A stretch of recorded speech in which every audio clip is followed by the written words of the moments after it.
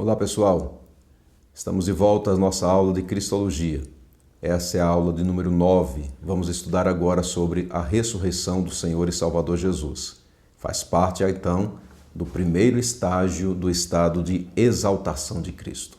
Vamos lá?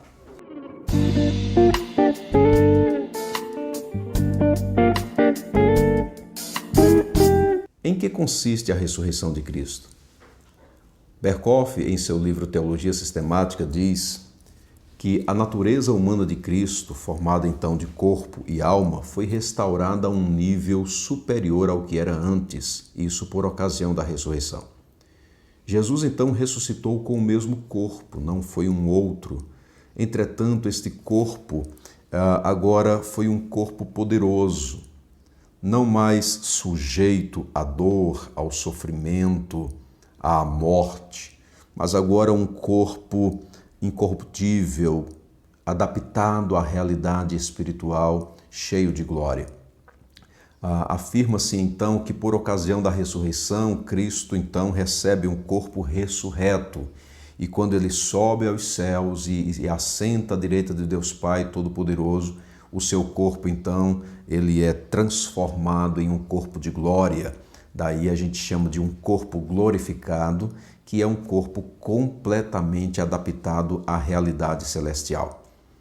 Paulo escreve dizendo que o Senhor e Salvador Jesus Cristo é as primícias dos que dormem, ou seja, o primeiro que ressuscitou, à semelhança de tantos outros que um dia também ressuscitarão. A Bíblia então mostra que há sim ressurreição, tanto de justos como de injustos. E na ressurreição dos justos, aqueles que morreram salvos em Cristo Jesus ressuscitarão para a vida eterna.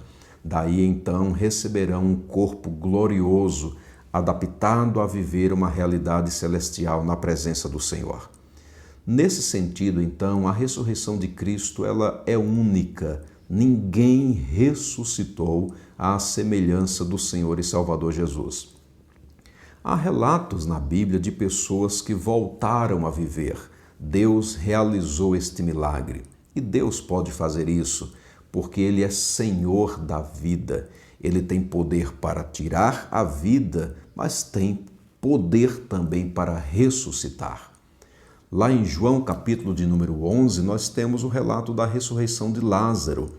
Este milagre foi realizado pelo próprio Senhor e Salvador Jesus. Mas a ressurreição de Lázaro, claro, foi completamente diferente da de Cristo. Lázaro foi ressuscitado, mas tornou a morrer, diferente de Jesus. Lá no livro de Apocalipse, Cristo afirma que esteve morto, mas agora está vivo e vivo pelos séculos dos séculos, e tem inclusive em suas mãos as chaves da morte e do inferno, declarando então que ele possui todo o poder e autoridade. Bendito seja o nome do Senhor. A doutrina da ressurreição de Cristo ela é fundamental para a fé cristã. Não existe cristianismo autêntico, sem acreditar que o Senhor e Salvador Jesus Cristo está vivo. É tão interessante a gente pensar sobre isso, porque ao longo da história, várias teorias surgiram exatamente para negar a ressurreição de Cristo. E ainda hoje, claro, há muitas pessoas que não acreditam que Jesus ressurgiu dentre os mortos. Eu cito para a gente aqui algumas dessas teorias, a nível mais de conhecimento para a gente, não é o meu objetivo aprofundar em nenhuma delas, mas apenas para mostrar então como ao longo da história da igreja algumas pessoas se colocaram exatamente na posição de negar a ressurreição de Cristo. Por exemplo, nós temos a teoria do túmulo errado. Essa teoria afirma que quando as mulheres foram, logo na manhã de domingo ali, embalsamar o corpo de Jesus, levar aromas para o corpo do Senhor e Salvador Jesus, elas erraram o túmulo. Foram para um túmulo novo que ainda não tinha sido colocado absolutamente ninguém e viram então aquele túmulo vazio e elas então acreditaram que Jesus havia ressurgido dentre os mortos, que ele estava vivo e aí elas correram para os discípulos e anunciaram o que tinham visto. É interessante, essa teoria ela não se sustenta de maneira nenhuma, porque Pedro, por exemplo, ao ouvir o que as mulheres disseram, ele correu para o túmulo e viu que o túmulo estava vazio. E aí a gente pergunta, Pedro também errou o túmulo? Não é? Claro que não. Então é uma teoria que não se sustenta, mas ela foi defendida, né? Foi apresentada em épocas aí na história da igreja. Uma outra teoria que a gente tem também, negando a ressurreição de Cristo, é do corpo roubado. Algumas pessoas dizem que os discípulos foram, de maneira furtiva ali, né, de maneira escondida, roubaram o corpo de Jesus e o sepultaram em outro lugar. E aí depois começaram a pregar e a anunciar que Jesus estava vivo. Isso não faz nenhum sentido, né? Mesmo porque a doutrina, a mensagem, perdão, da ressurreição de Cristo foi uma mensagem que arriscava a vida dos próprios discípulos. E é algo que não se concebe alguém arriscar a própria vida por uma mentira. Arrisca-se por uma verdade, mas por aquilo que a pessoa nem mesmo acredita, não tem nenhum fundamento isso. E uma outra questão é a capacidade dos discípulos roubarem o corpo do Senhor e Salvador Jesus Cristo, enganando então uma escolta romana. Havia soldados ali que foram colocados para guardar a porta do túmulo ali, ok? Então, a teoria que fala que os discípulos roubaram o corpo de Jesus também não tem nenhum fundamento. Outras pessoas falam da teoria do desmaio. Essa teoria afirma que lá na cruz o Senhor Jesus Cristo não morreu, ele desmaiou por causa do sofrimento muito grande ali. E aí os soldados romanos acreditaram que ele já havia falecido, e aí Jesus foi sepultado. E ali onde Jesus foi colocado, né, em razão da questão do clima mais frio, e aí é importante destacar que o local onde Jesus foi sepultado não foi um túmulo semelhante àquele que sepulta as pessoas nos dias de hoje aqui em nosso país, né?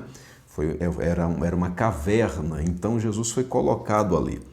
Então essa teoria mostra que com um microclima ali dentro da caverna, aquele clima frio, e também com o aroma dos perfumes que foram colocados no corpo de Jesus, ele recobrou a vida, ele saiu do desmaio.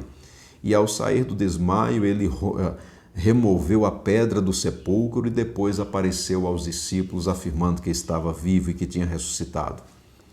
São teorias sem fundamento, mas que há pessoas que acreditam. Vejam, por exemplo, essa teoria do desmaio. A gente pergunta como remover a pedra, não é? Extremamente pesada, como passar pelos guardas romanos. Então, o que a gente vê é que ao longo da história as pessoas tentam negar aquilo que é evidente nas Sagradas Escrituras. A Bíblia, ela dá amplo testemunho da ressurreição do Senhor e Salvador Jesus Cristo. Olha, é claro que não houve testemunha ocular da ressurreição, mas é fato que o túmulo está vazio. O túmulo está vazio. E outra coisa, a palavra do Senhor nos mostra que o Senhor e Salvador Jesus Cristo apareceu aos seus discípulos e ele apareceu por um período de aproximadamente 40 dias. Ele teve contato várias vezes com os seus discípulos. E essas aparições não foram aparições espirituais, tipo uma visão ou tipo um fantasma, como algumas pessoas até terminam falando. Não, mas foram aparições físicas, com o corpo físico, o mesmo corpo que ele havia sido sepultado. Entretanto, como eu disse no início desta aula, um corpo agora ressurreto. Exaltado seja o nome do Senhor. Como eu disse, a Bíblia então dá amplo testemunho da ressurreição de Jesus. Essa ressurreição já tinha sido profetizada. O próprio Senhor e Salvador Jesus Cristo já havia dito isso. Eu quero ler agora para a gente alguns textos que vão mostrar essa realidade. O primeiro está no Evangelho de João, capítulo de número 2. versos 19 até o verso de número 21. A palavra diz assim: Jesus lhes respondeu: destruí este santuário e em 3 dias o reconstruirei. Replicaram-lhe os judeus: em 46 anos foi edificado este santuário, e tu em 3 dias o levantarás? Ele, porém, se referia ao santuário do seu corpo. Então há uma compreensão errada aqui dos judeus, pensando que Jesus estava falando sobre o templo construído lá em Jerusalém, mas Jesus estava falando então sobre o seu próprio corpo, de que ele ao 3º dia ressuscitaria.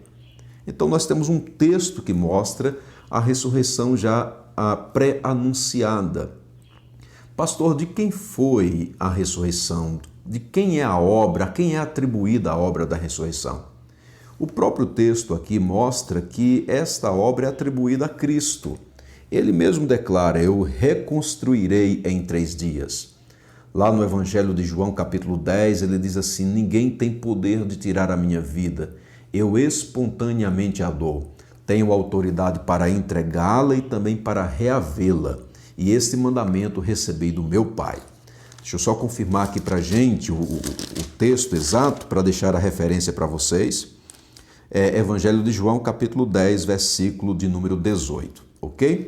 Então fica claro que Jesus Cristo, ele é o autor da sua própria ressurreição. Mas a Bíblia mostra também tanto a pessoa do Pai como a pessoa do Espírito Santo diretamente envolvidas na ressurreição de Jesus. E é interessante porque é atribuída mais à pessoa do Pai o fato de Jesus Cristo ter sido ressuscitado. Então, respondendo à pergunta, a quem atribui-se a obra da ressurreição de Cristo? Claramente a gente pode afirmar que atribui-se à Trindade. O Pai, o Filho e o Espírito Santo foram responsáveis e estiveram diretamente envolvidos então na ressurreição de Jesus Cristo. Sobre a pessoa do Pai, a gente tem aqui na carta de Paulo aos Romanos, capítulo de número 6, verso de número 4. A palavra diz assim: fomos, pois, sepultados com ele na morte pelo batismo, para que, como Cristo foi ressuscitado dentre os mortos pela glória do Pai, assim também andemos em novidade de vida.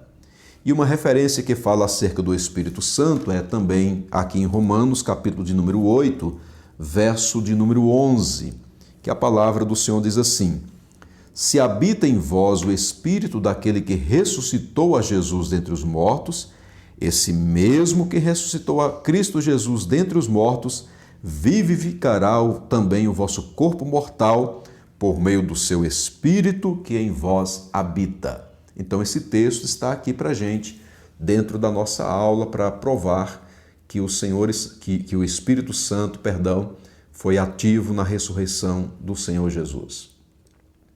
Então o que estamos vendo? A Bíblia, principalmente aqui o Novo Testamento, dando ampla comprovação da ressurreição de Cristo. Ora, os 4 evangelhos, todos eles falaram sobre isso. A mensagem de Atos dos Apóstolos foi a mensagem do Cristo que havia sido morto, mas que ao 3º dia ressuscitou dentre os mortos. Atos, então, mostra Cristo vivo, né? A doutrina das que a gente encontra nas cartas paulinas ou nas cartas de uma forma geral revela, então, esse Cristo que morreu, que ressuscitou e que agora deve ser adorado pela igreja. O livro do Apocalipse também fala sobre Cristo. Citei no início aqui o texto de Apocalipse capítulo 1, versos 17 e 18, onde Jesus declara que esteve morto, mas que agora está vivo e vivo pelos séculos dos séculos. Exaltado seja o nome do Senhor. A mensagem que a igreja primitiva transmitia era exatamente a mensagem do Cristo ressurreto. Paulo sempre declarou isso: nós estamos aqui para pregar Jesus Cristo, e esse morto e ressuscitado. Então a Bíblia, ela não tem, a gente não vê nenhuma dúvida em relação às Sagradas Escrituras acerca da ressurreição do Senhor Jesus. Há um texto maravilhoso escrito pelo apóstolo Paulo na carta aos Coríntios, no capítulo 15, e aqui eu me refiro a 1 Coríntios. Esse texto ele fala sobre a ressurreição de Cristo e também sobre a nossa futura ressurreição. Vou ler para a gente do versículo 17 até o verso de número 20. A palavra do Senhor diz assim: E se Cristo não ressuscitou, é vã a vossa fé, e ainda permaneceis nos vossos pecados. E ainda mais, os que dormiram em Cristo pereceram. Se a nossa esperança em Cristo se limita apenas a esta vida, somos os mais infelizes de todos os homens. Mas, de fato, Cristo ressuscitou dentre os mortos, sendo ele as primícias dos que dormem. Paulo, então, aqui está combatendo uma doutrina que entrou na igreja naquela época, afirmando que não havia ressurreição dos mortos. E aí Paulo diz assim, olha, se não existe ressurreição dos mortos, então Cristo não ressuscitou. E se Cristo não ressuscitou, a nossa fé é vã. E aí ele vai mostrar uma série de questões que nós fazemos na vida cristã que não faz nenhum sentido, que não tem proveito nenhum, que não tem eficácia nenhuma e que Deus não aprova de forma nenhuma se Cristo não tivesse ressuscitado. Pregar o Evangelho, crer em Deus, orar, viver a vida cristã, se santificar na presença do Senhor, nada disso faz sentido se Jesus Cristo tivesse morrido e ficado ali no túmulo. Mas, pelo fato de que ele ressuscitou ao terceiro dia, então Paulo mostra que toda a vida cristã faz sentido sim, porque Jesus está vivo. Daí ele então diz, se a nossa esperança em Cristo se limita apenas às coisas desta vida, somos os mais infelizes de todos os homens. Ora, quais são as implicações teológicas da ressurreição de Cristo? Berkhoff, em seu livro Teologia Sistemática, ele cita essas implicações e eu trago para a gente duas delas. A primeira é que ele fala que a ressurreição de Cristo é uma declaração do Pai de que a morte foi vencida a penalidade do pecado foi cumprida. Então, quando Deus ressuscita o seu Filho amado, isso é uma declaração pública, clara, evidente, de que a morte foi vencida. Jesus venceu a morte. E aí ele vence a morte e todas as suas consequências. A morte, tanto no sentido de morte física, mas por causa da ressurreição de Cristo, ele venceu também a morte eterna e a morte espiritual e a morte eterna. Ok? Então, o Pai declara, através da ressurreição de Cristo, de que o último inimigo já foi vencido. É claro que na nossa história de vida, o último inimigo, que é a morte, será vencida, não é, por cada um de nós, digamos assim, quando nós ressuscitarmos. Mas a morte é um inimigo já vencido, porque ele não teve poder para sustentar, para segurar o autor da vida. Jesus venceu a morte. Outra coisa é uma declaração do Pai de que a penalidade do pecado foi cumprida. Ou seja, a Bíblia diz que a alma que pecar, essa morrerá. A morte, então, é consequência da transgressão da lei de Deus. Uma vez que o Senhor e Salvador Jesus Cristo morreu, ele estava sofrendo ali, levando sobre si as consequências dos nossos pecados. Mas agora, uma vez que ele ressuscitou dentre os mortos, com a ressurreição, Deus o Pai está declarando que toda a penalidade do pecado agora foi cumprida em Cristo Jesus. Se Cristo tivesse permanecido no túmulo, a morte dele não serviria para a remissão dos nossos pecados. Entretanto, com a ressurreição, a pena foi cumprida, a penalidade foi cumprida. E aí então Deus, o Pai, ou Deus, mediante a ação do Espírito Santo, pode aplicar a eficácia e a eficiência da morte e ressurreição de Cristo na vida de todos aqueles que creem. E Deus faz isso mediante a ação do Espírito Santo. Bendito seja o nome do Senhor. Berkhof também trabalha uma outra questão, uma outra implicação teológica da ressurreição de Cristo, quando ele diz que relaciona-se com a nossa justificação, regeneração e ressurreição final. Ora, sem a ressurreição de Cristo, não haveria justificação das nossas vidas, ok?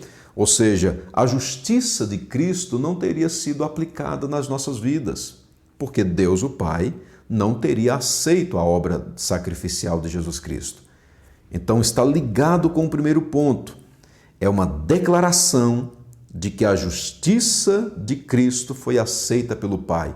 Por causa disso, então, a ressurreição de Cristo está diretamente relacionada com a nossa justificação. Nenhuma condenação há mais para aqueles que estão em Cristo Jesus. Fomos justificados pela fé e por isso temos paz com Deus. Também relaciona com a nossa regeneração, com a nossa nova vida. Em Efésios capítulo 2, versículo 1 está escrito: Ele vos deu vida, estando vós mortos em vossos delitos e pecados. A ressurreição de Cristo foi física e pelo fato de Cristo ter ressuscitado, a nossa regeneração, ou seja, o nosso novo nascimento, também então agora é uma realidade. E por fim, relaciona-se com a nossa ressurreição final. Em 1 Coríntios, capítulo 15, Paulo mostra que um dia nós também ressuscitaremos. Ok? Aqueles que morreram salvos em Cristo Jesus ressuscitarão para a vida eterna. Essa é uma palavra, é uma promessa que a gente tem das Sagradas Escrituras. Agora, uma outra questão que eu destaco para a gente é que a ressurreição de Cristo ela tem implicações práticas para as nossas vidas, sim, para o nosso dia a dia. A primeira implicação que eu trago para a gente é que quando a gente olha a doutrina da ressurreição de Cristo, a gente consegue dizer assim: puxa vida, vale a pena servir a Deus. Vale a pena perseverar em servir a Deus. Porque a nossa vida não se limita a essa existência. E a nossa esperança em Cristo não se limita às coisas desta vida. Daí Paulo falar em 1 Coríntios, capítulo 15, versículo 58, ele diz assim: irmãos, sejam firmes, sejam abundantes na obra do Senhor, sabendo que no Senhor o vosso trabalho não é vão. Paulo, então, está mostrando que pelo fato de que Cristo ressuscitou, nós um dia também ressuscitaremos. E a nossa ressurreição é uma demonstração clara de que realmente vale a pena dizer assim: olha, todo o esforço, toda a dedicação, todo o trabalho, toda a perseverança, todo o empenho, nada disso é em vão, nada disso é sem utilidade, porque Cristo está vivo. Louvado seja o nome do Senhor. Uma outra implicação prática da ressurreição é que ela está diretamente relacionada com a nossa santificação. Ora, Paulo, quando ele escreve em Romanos capítulo 6, ele diz que pelo fato de que nós morremos com Cristo, com ele também ressuscitamos. Isso significa que o pecado ele não pode mais reinar em nosso corpo mortal. Porque nós não vivemos mais para servir ao pecado para a morte, mas agora nós servimos a Deus para a justiça. Então olha para Cristo, contempla Cristo vivo, ressuscitado, poderoso, cheio de glória e veja nessa doutrina um incentivo muito grande, um incentivo prático a viver uma vida de santificação na presença do Senhor. Ok? E a última implicação que eu trago é que a ressurreição de Cristo é uma declaração assim muito evidente de que existe jeito para a morte. Tem tanta gente que fala assim: existe jeito para tudo, menos para a morte. Isso não é verdade. Existe jeito para a morte. Jesus Cristo venceu a morte e aqueles que entregam a sua vida ao Senhor e Salvador Jesus Cristo, um dia ressuscitarão para a vida eterna. É claro que experimentaremos a morte física, assim como nosso Senhor e Salvador Jesus experimentou a morte física. Mas a morte física não é o fim da nossa existência. Aguardamos a volta de Cristo, aguardamos então a nossa bendita ressurreição. Existe jeito para a morte. Olha para Cristo, o Cristo vivo, ressuscitado, assentado à direita de Deus Pai Todo-Poderoso. Olha para Ele, porque nele você tem alegria, fé, esperança, um futuro brilhante para a glória do Senhor. Na nossa próxima aula, nós vamos estudar sobre a subida de Cristo aos céus e o assento dele à direita de Deus Pai Todo-Poderoso. Te aguardo lá, ok? Fique com Deus.